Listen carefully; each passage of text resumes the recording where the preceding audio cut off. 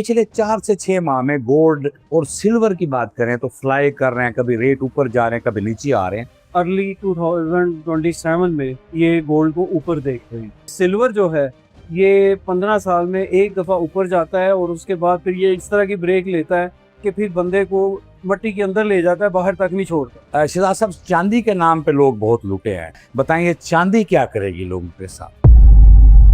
नाज़रीन, मैं हूं आमिर नवीद चौधरी और आप देख रहे हैं एक्सप्रेस एक्सक्लूसिव।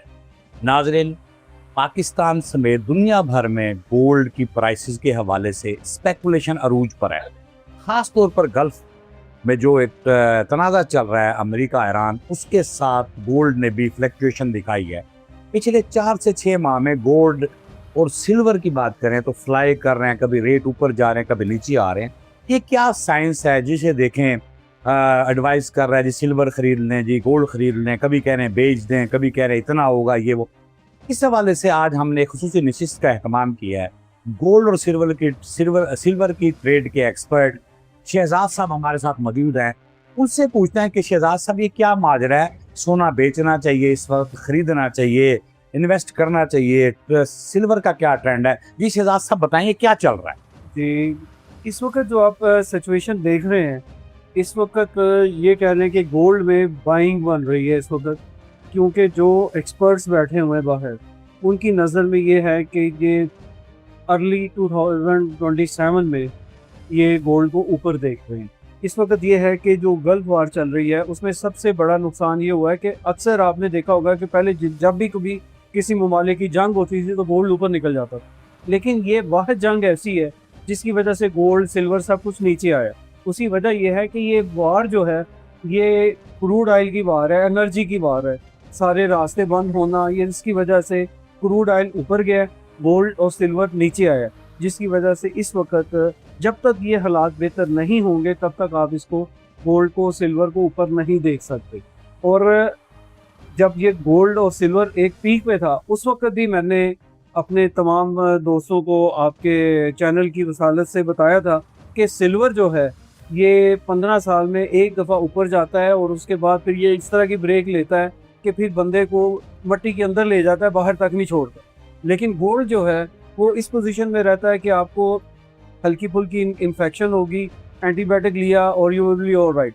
तो आपके सामने है, देख लें, गोल्ड 5,90,000 से गिरा 4,22,000 23,000 को टच करने के बाद इस वक्त गोल्ड जो है वो तकरीबन 4,27,000 रुपये पे ट्रेड हो रहा है। और उसका आने वाले दिनों में आप देखेंगे कि ये गोल्ड दिसंबर में गोल्ड ऊपर आपको नज़र आ रहा है, नीचे नहीं आ रहा। शहजाद साहब, पिछले 6 माह के ट्रेंड को अगर हम देखें या हम लास्ट क्वार्टर की बात करें तो गोल्ड का रेट कहां से कहां गया है? देखिए, अगर आप क्वार्टर की बात करते हैं तो आज से 3 माह पहले 5,35,000 40,000 रुपये ट्रेड होता था। आज 1 लाख रुपया डाउन आ गया है, 4,27,000 30,000 तकरीबन लाख रुपए का इस वक्त कमी आई है। तो ये मेन कमी इसलिए है कि इंटरनेशनल मार्केट जो है जिस पे गोल्ड की कैलकुलेशन होनी है तो उसके मुताबिक इंटरनेशनल मार्केट गिर रही है, क्योंकि क्रूड ऑयल ऊपर गया और गोल्ड नीचे आ गया।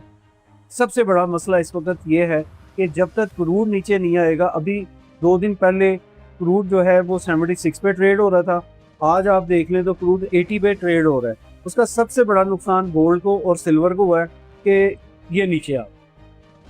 शहजाद साहब, आप क्योंकि ट्रेडिंग को बड़ा करीब से देखते हैं, जो इस वार के दौरान ऑयल प्राइसेस की फ्लक्चुएशन है, गोल्ड की इन्वेस्टमेंट का ट्रेंड उस तरफ गया है, तो उसमें आप ये बताएं कि इसमें मार्जिन कितना है और ऑयल में क्या मार्जिन, प्रॉफिट मार्जिन? देखें, जब आप इसको देखते हैं इंटरनेशनली, तो इंटरनेशनली गोल्ड की अगर आप एक लॉट बाय करते हैं, $1 उसकी मूवमेंट होती है तो इट मीन्स के $100 गोल्ड के ऊपर $100 मिलते हैं। और इसी तरह क्रूड ऑयल के ऊपर अगर $1 की मूवमेंट होती है तो इसका मतलब है $1,000। तो कस्टमर जो है, ट्रेडर जो है, वो वहाँ से निकल के, गोल्ड से निकल के क्रूड ऑयल में ट्रेड कर रहे हैं, जिसकी वजह से इसका फ़ायदा क्रूड ऑयल को मिला है और उसको नुकसान हुआ। अब आप शहजाद साहब ये बताएं कि अब पिछले एक क्वार्टर में 1 लाख रुपया गोल्ड नीचे आया, आज के दिन की हम बात करें, अगर हम रफली करें कभी अप डाउन चलता रहे, लेकिन एवरेज 1 लाख कम है। 1 लाख रुपए। तो अब आप नेक्स्ट इसकी प्रिडिक्शन क्या देख रहे हैं कि इसने अपवर्ड इसका ट्रेंड कब आएगा और कहां तक जाने का है? देखें, जो कि नज़र आ रहा है इंशाअल्लाह ताला दिसंबर 26 तक इसको गोल्ड को और सिल्वर को मैं ऊपर देख रहा हूँ, लेकिन सिल्वर को उस स्पीड से नहीं मैं देख रहा जिस स्पीड से मैं गोल्ड को देख रहा हूँ। सिल्वर ऊपर जाएगा लेकिन ये अपनी एक लिमिट में रहते हुए, लेकिन गोल्ड अच्छा खासा ऊपर आप देख सकते हैं।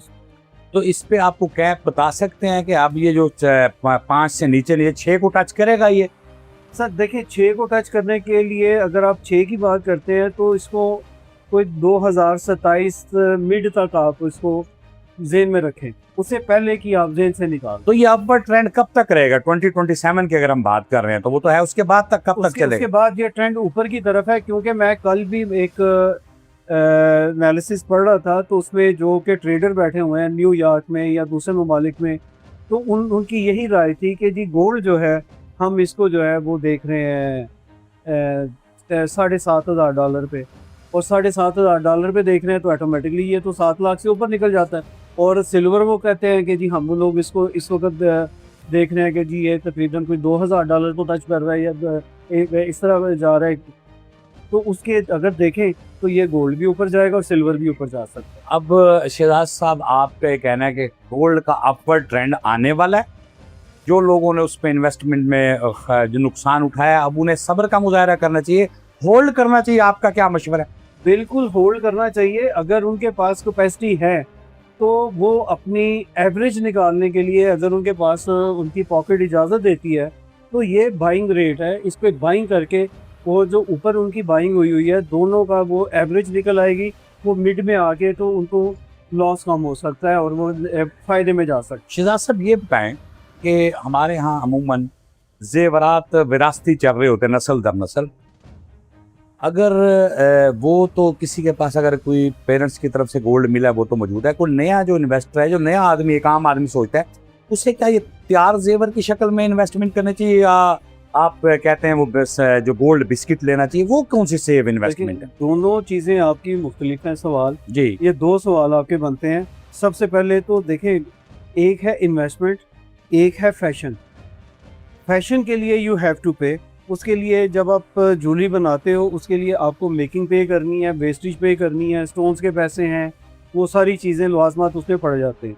तो वो तो एक फैशन है, उसके लिए यू हैव टू पे। लेकिन जब आप एक चीज़ मेंटली तौर पे प्रिपेयर होकर सोचते हैं कि जी ये मैंने स्पेशली पर्पज़ ऑफ इन्वेस्टमेंट के मैंने आने वाले वक्त में कोई घर परचेज करना है या बच्चों की शादी करनी है तो उसके लिए रखा है, देन गो फॉर ब्रिक्स। अब हमारे यहाँ मिक्स से ट्रेंड चलते हैं। आपने एलैबोरेट बड़ा अच्छा कर दिया, लेकिन मेरा ख्याल है कि अगर किसी आदमी के पास कुछ पैसे हैं तो वो फैशन भी कर ले और अपनी इन्वेस्टमेंट भी गोल्ड में कर ले। ब्रिक्स तो वज़ाहिर कानों में नहीं लटका सकती ना ख़वातीन, या नहीं पहन सकती, तो वो आपका मशवरा? जी ठीक है। इस वक्त ये तो गोल्ड का आपने ट्रेंड एक हमें बता दिया। शहजाद साहब, चांदी के नाम पे लोग बहुत लूटे हैं, चांदी के नाम पे लोग परेशान हुए हैं। 6,000 रुपये वाली चांदी लोगों ने 18 पे ली है, अब वो 7 पे है। बताइए चांदी क्या करेगी लोगों के साथ? देखें, चांदी के मतलब तो मैं पहले इतने प्रोग्राम कर चुका हूँ, लोगों को बता चुका हूँ कि चांदी की इन्वेस्टमेंट जो है ये एक सडन पीरियड के लिए थी। ये लाइफ की इसकी हिस्ट्री उठाए ना तो आपको नज़र आएगा कि जी 15 साल में एक दफ़ा ये अपने बूम पे जाएगी, उसके बाद फिर ये नीचे ऐसे गिरती है कि लोगों की चांदी कर देती है, सफ़ेद कर देती है। और अभी इस वक्त 6,500 रुपये इस वक्त रेट चल रहा है चांदी का, और ये भी चांदी का बाइंग रेट है। और आने वाले वक्तों में अगर आप ये मुझसे टाइम का पूछें तो कि जी ये 3 माह या क्वार्टर या हाफ 2 क्वार्टर, तो इसमें नहीं, इसको कम से कम साल 2 साल लग जाएंगे अपनी पीक पे आते हुए, ये इतनी जल्दी नहीं आएगी। जी नाज़रीन, शहजाद साहब ने बड़ा खुले डुले अंदाज में बता दिया कि सोना चांदी, चांदी सोना क्या कर रहा है लोगों के साथ। जो हमारे यहाँ सोशल मीडिया पे ट्रेंड है, हर आदमी एक्सपर्ट बना हुआ है, सब्ज़ी का भाव मालूम नहीं है, सोने चांदी का भाव बता रहा है, लोगों के नुकसानात उस हवाले से हुआ है।